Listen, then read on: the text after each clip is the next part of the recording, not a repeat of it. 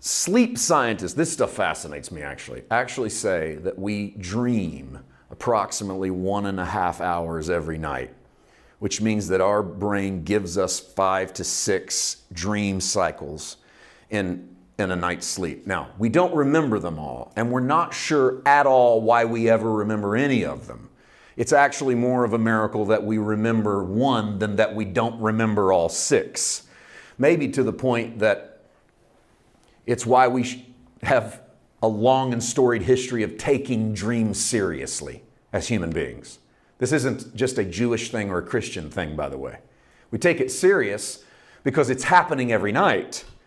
And it's fascinating that it's happening in a way that plays for us a story that for the most part makes sense. Although there are things happening in the dream that don't make sense, for the most part, we go along with what the brain is telling us.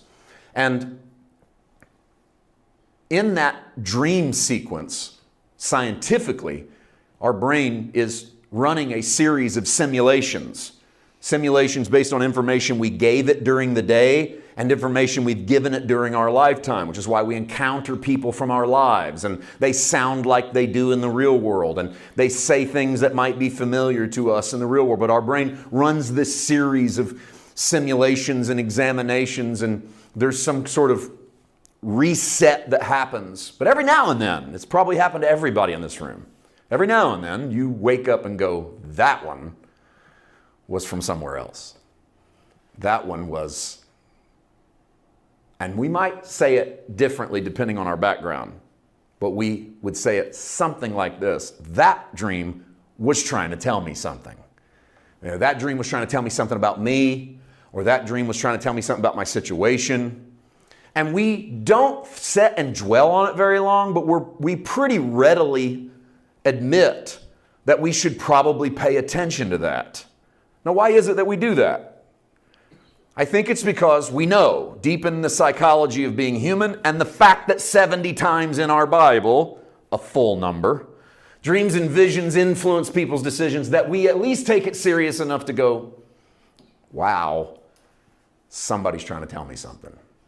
And the somebody trying to tell me something might be us saying, my brain's trying to tell me this, or boy, I shouldn't have ate that before I went to bed, or boy, that did something odd to me. And so we don't chase everything down, but we've all had those moments where we know we hear from God. Now, when the Bible talks about dreams and visions, we tend to think people are asleep and people are in a trance. Their eyes kind of roll back in their head and they're seeing something off in the distance. I think we ought to dispense of that, okay? Because I don't think that's exactly what's meant to be conveyed when we hear about dreams and visions. And I think the fact that it happens 70 times is God saying, I'm going to talk to you. I'm going to talk to you in a way that you can understand. And when I do, you're going to know that it's me. And I don't know, you won't know how you know that it's me, but you'll know that it's me because that's what the Father does.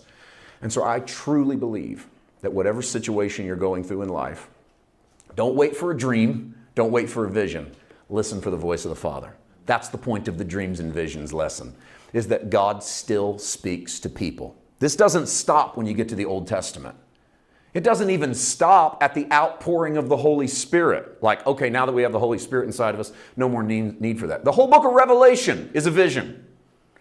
John's not really there. He's having a vision of what's going on there. And so we built so much of the foundations of our Christian faith on the idea that you can hear from God. And so listening to that is part of our vital call. We're going to circle back to that. Here's something that really I had never seen in my life really impressed me this week reading the Matthew 1 story of Joseph. I want to repeat something to you from verse 19.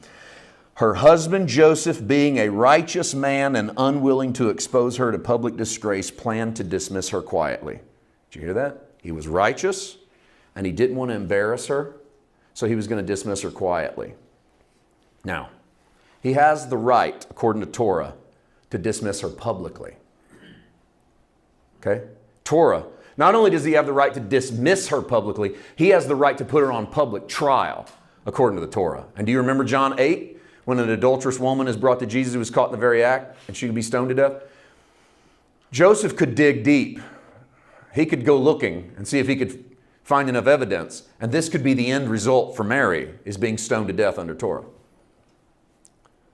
Now, I always tread carefully when I get to moments like this because we're dealing with big stuff. And so I don't want to do it flippantly. I think sometimes we do that a little too much. This is a pretty big deal. Like a lot of our Christianity hinges on the events that lay out in this nativity story. So I don't want to be flippant. But I think it's pretty fascinating that Joseph is a righteous man, and yet he's not willing to expose her to public trial, even though the Torah says he can. Shouldn't he have actually only been righteous if he exposed her to a public trial? Because by exposing her to a public trial, he would have been following the law to the letter. And that makes a man righteous, right? I mean, doing exactly what you find in here is what makes a man righteous, right? And yet, and this is a tough opening salvo for the New Testament to get on its feet with. Think about that. Here's the opening piece of theology from the book of Matthew. Up until this point, you just had a genealogy. There's no theology packed into the genealogy. Here comes your first moment of theology. You know what the first righteous man listed in the New Testament? The first righteous man listed in the New Testament refuses to put his soon-to-be wife, who's pregnant, and it's not his baby, but he refuses to put her on trial, even though he has the legal right to in the eyes of God. And he refuses to, and we call him righteous because he refused to, which tells me this. God is trying to send you a message that righteousness is not the upholding of strict rules over people's heads. Righteousness is mercy. Righteousness is watching people fail around you and not throwing the book at them, but throwing love at them. That's the opening definition of righteousness in Matthew's gospel, is to say to you, the first righteous man listed in the New Testament is a man who could have went about it through a very religious way, but he does not. Instead, he shows you the mercy of God always trumps all of those other things.